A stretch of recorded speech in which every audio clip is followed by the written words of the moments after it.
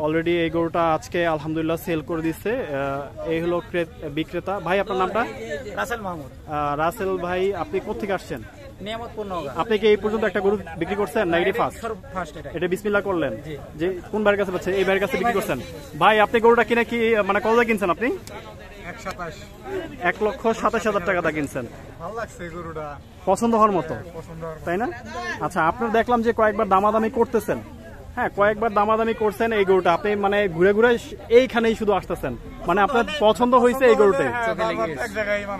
আচ্ছা, তো আপনি থাকেন কোথায়? উত্তরা 10-এ থাকেন। আচ্ছা, তাহলে এখন কি আপনি গরুটা নিয়ে যাচ্ছেন? তাহলে হ্যাঁ, এখন কি অ্যাডভান্স করতেছেন? আচ্ছা, তাহলে বিসমিল্লাহ করে টাকাটা দেন দেখি।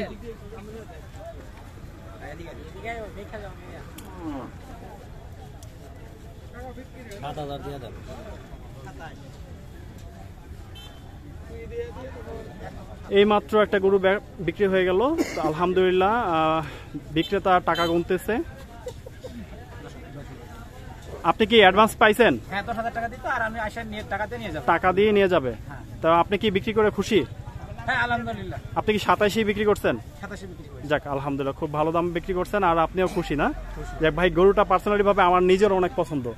আসলে বিশ্বাস করবেন না, গরুটা খুবই পছন্দ হয়েছে। আমি নিজেও আমার বাসায় পাঠাইছি, ছবি পাঠাইছি দেখার জন্য যে দেখেন গরুটা পছন্দ হয় কিনা, আর সবারই পছন্দ হয়েছে। যাক আলহামদুলিল্লাহ, আপনি নিয়ে নিয়েছেন, আপনার ভাগ্যে ছিল তাই আপনি পাইছেন। যাক আলহামদুলিল্লাহ। তাহলে আপনি কখন এসে নেবেন? কালকে, আগামীকালকে এসে নিয়ে যাবেন। ব্যাপারী ভাই, আপনি কিন্তু তাহলে এটা যত্ন একটু বেশি করেন। আপনি বিক্রি হয়ে গেছে বলে যে আপনি যে খাওয়াবেন না, একটু গোসল করাবেন না তা না কিন্তু।